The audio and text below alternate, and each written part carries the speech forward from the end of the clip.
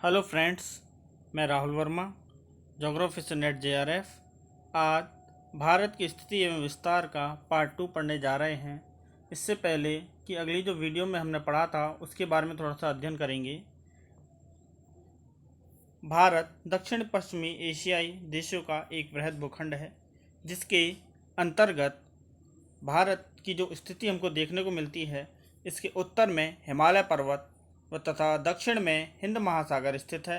इसके पश्चिम और पूर्व दिशा में देखें तो पश्चिम दिशा में अरब सागर तथा पूर्व की तरफ बंगाल की खाड़ी से घिरा हुआ है। इसको प्राचीन समय में या यूँ कहें कि इंडिया शब्द की जो उत्पत्ति है वो इंडोई शब्द से मानी जाती है, क्योंकि जो रोमन जो लोग थे वो सिंधु नदी को इंडस तथा पूर्व में स्थित लोगों को इंडिया कहा। उन्होंने पूर्व में स्थित लोगों के जो क्षेत्र था उसको इंडिया कहा।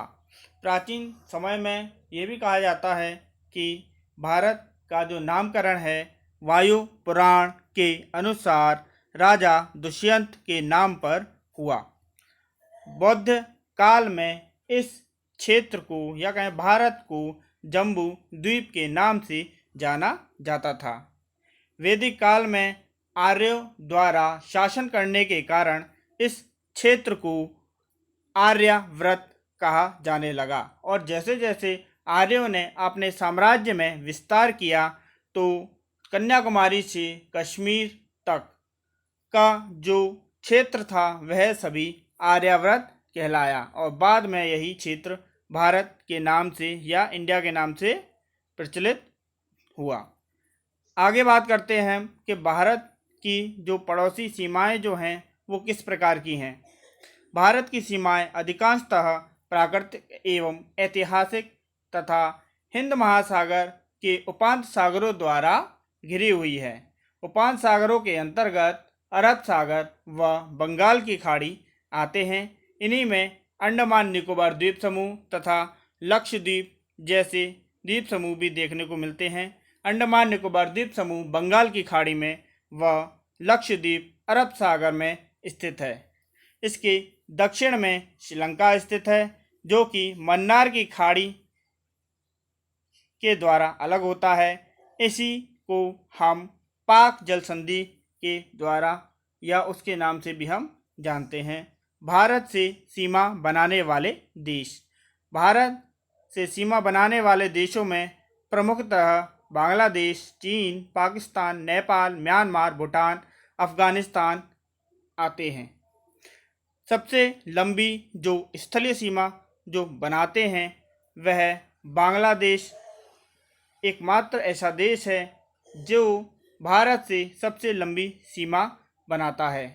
इसकी लंबी सीमा 4096 किलोमीटर पाई जाती है, जिसको हम रेड क्लिफ के नाम से जानते हैं।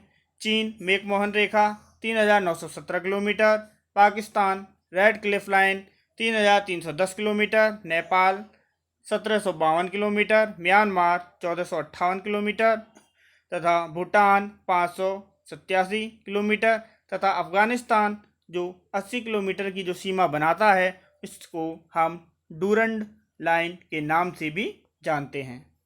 आगे बात करते हैं अक्षांश और देशांतरों के बारे में। हमने चर्चा की थी कि भारत का जो विस्तार है अक्षांशों की दृष्टि से 8 डिग्री 4 मिनट से 37 डिग्री 6 मिनट उत्तरी अक्षांशों के मध्य पाया जाता है, जबकि देशांतरों के बारे में हम चर्चा करें तो 68 डिग्री 7 मिनट से 97 डिग्री 25 मिनट पूर्वी देशांतरों के मध्य स्थित है।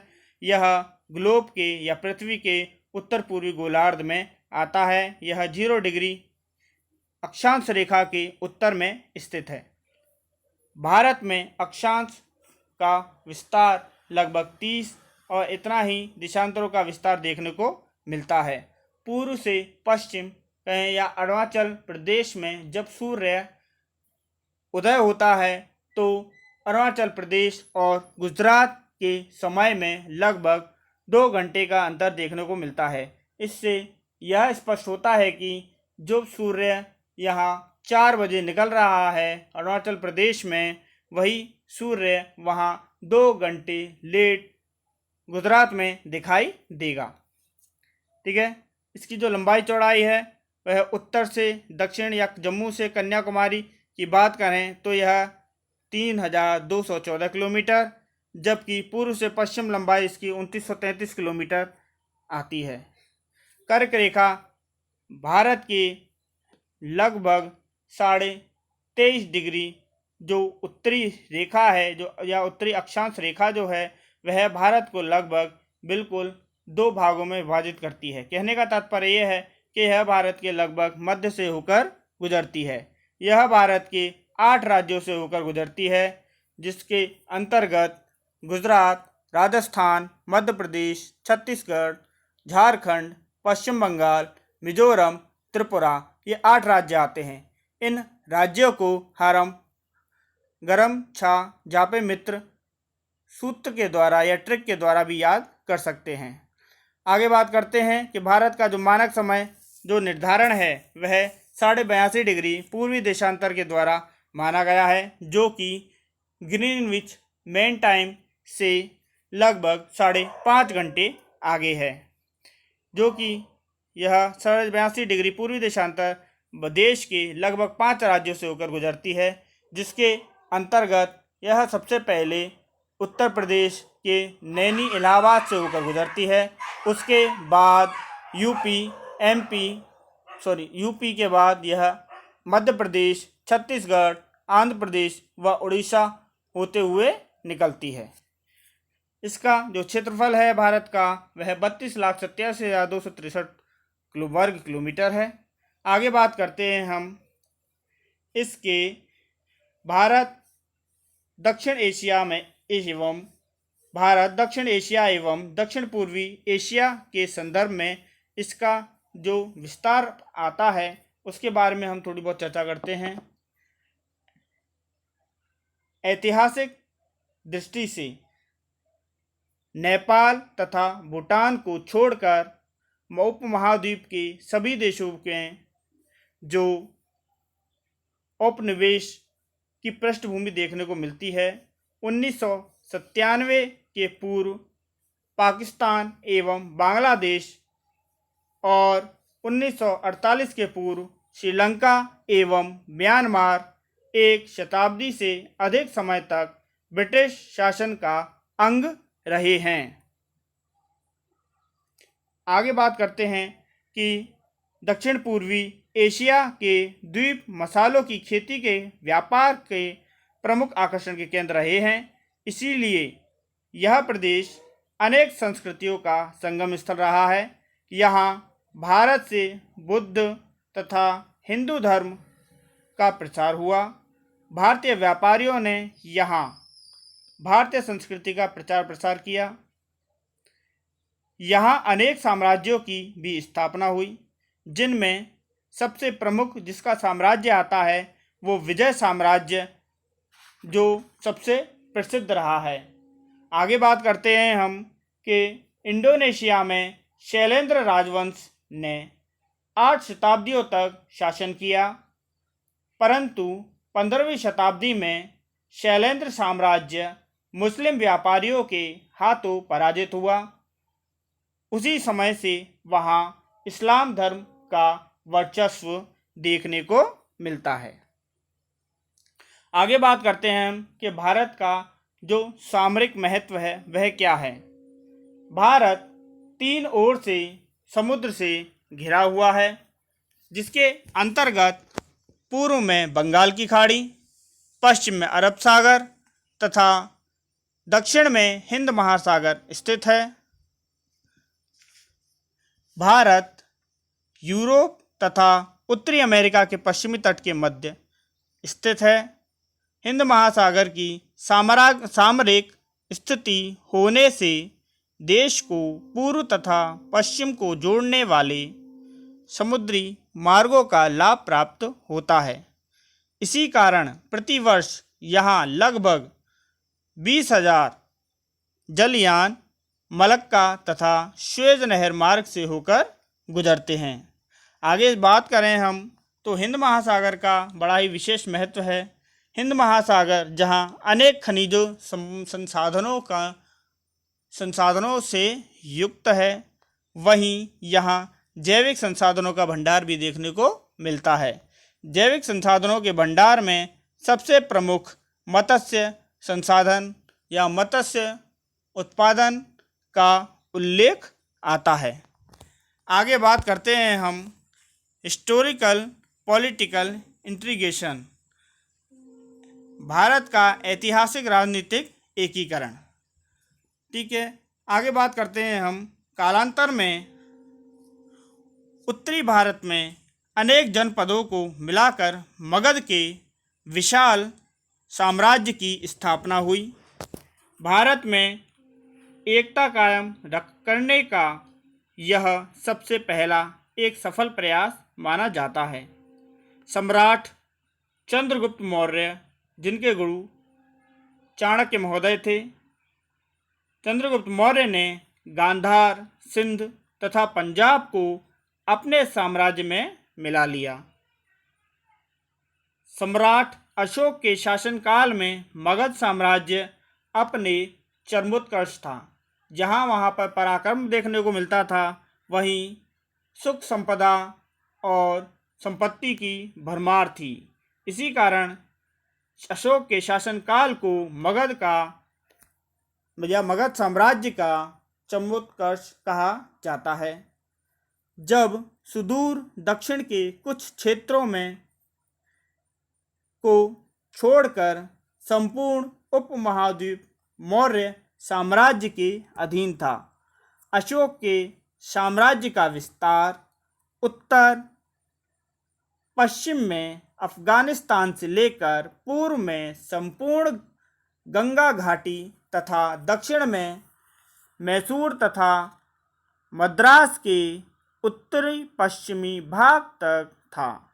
यह भाग तक हमको देखने को मिलता है।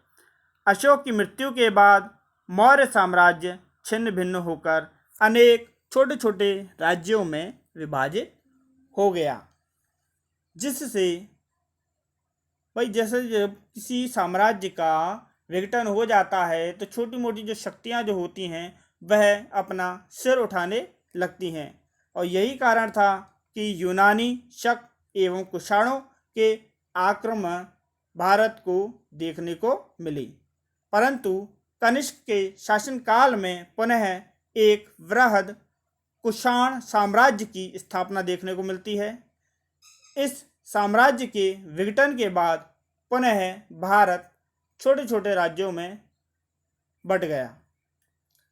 आगे देखते हैं 300 से 450 ईसा पूर्व गुप्त काल पुनः एक वृहद साम्राज्य के रूप में विकसित होता है, किंतु 6ठी शताब्दी में हुणों के आक्रमण के कारण गुप्त साम्राज्य का पतन होने लगता है।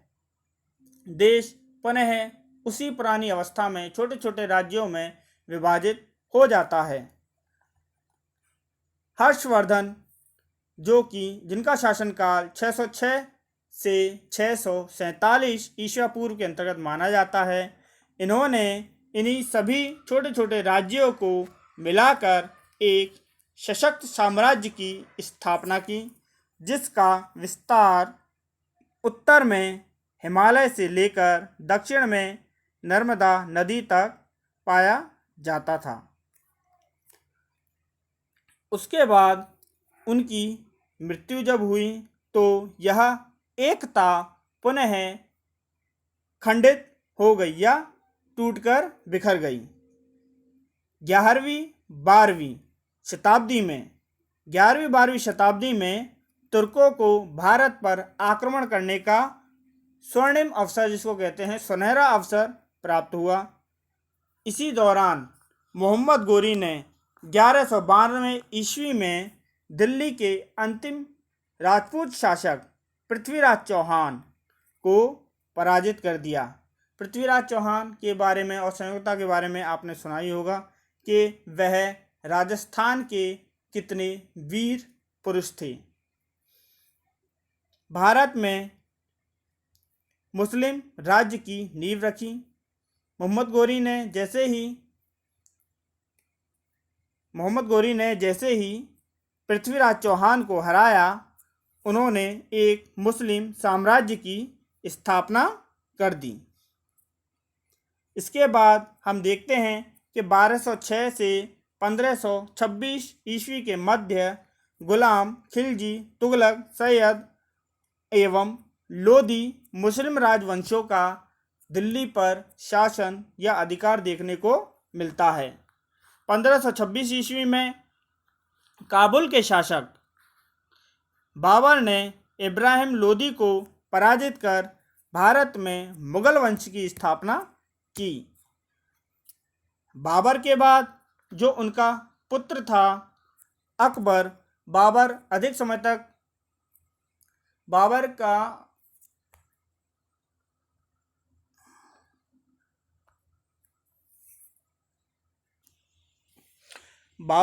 का जो पुत्र था हुमायूं ने भी कुछ समय तक शासन किया, परंतु वह कई बार पराजित भी हुआ।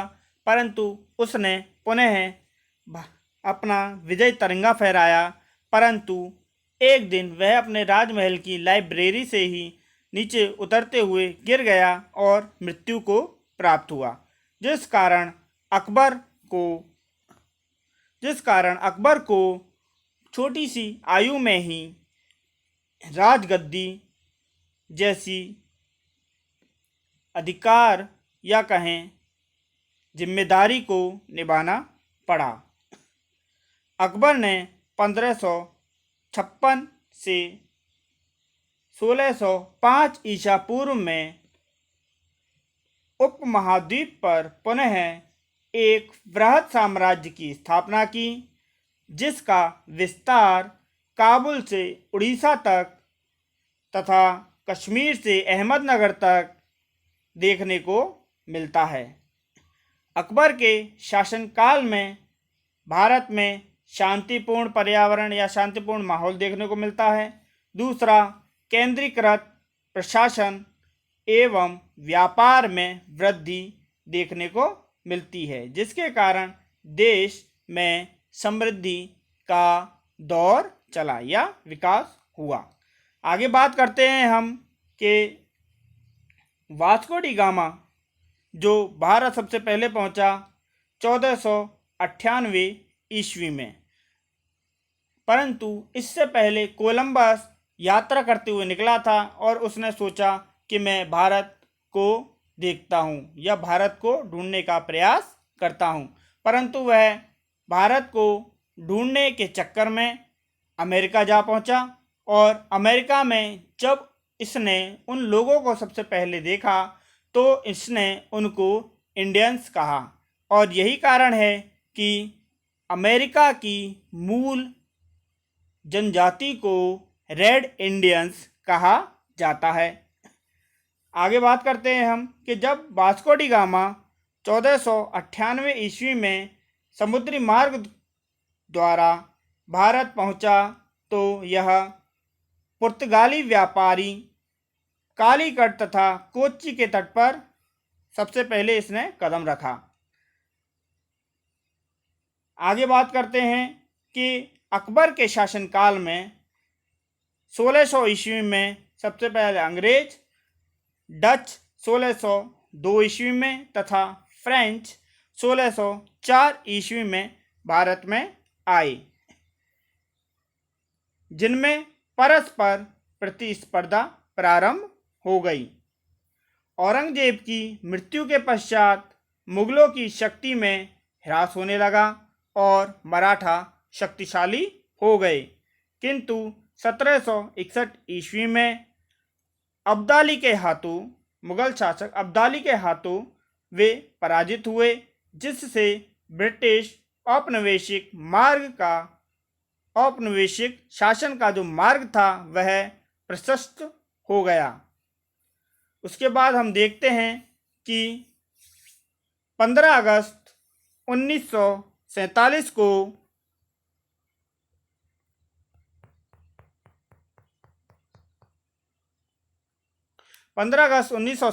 को भारत स्वतंत्र हुआ, किंतु यह देश का विभाजन करके हुआ। क्योंकि अंग्रेज़ों ने शुरुआत से ही एक नीति अपनाई थी कि फूट डालो राज करो। उन्होंने अंग्रेज़ों ने भारतीयों और मुस्लिमों को हमेशा लड़वाने का कोशिश किया या प्रयास किया और ऐसा हुआ भी। इसी कारण जो भी भारत में मुस्लिम जनसंख्या वाले जो क्षेत्र थे उनको पाकिस्तान में मिला दिया। इस प्रकार जो पूर्व का भाग था वह पाकिस्तान, पूर्वी पाकिस्तान तथा पश्चिम का जो भाग था वह पश्चिमी पाकिस्तान कहलाया। परंतु 1971 में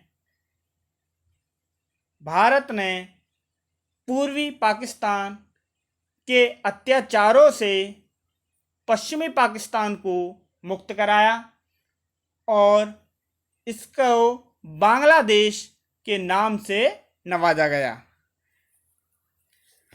ठीक है दोस्तों, तो आज के लिए बस इतना ही। यह वीडियो आपको पसंद आए तो लाइक कीजिएगा और आगामी भविष्य के लिए अच्छी और रोचक वीडियो या जानकारी के लिए इस चैनल को सब्सक्राइब करिएगा। धन्यवाद।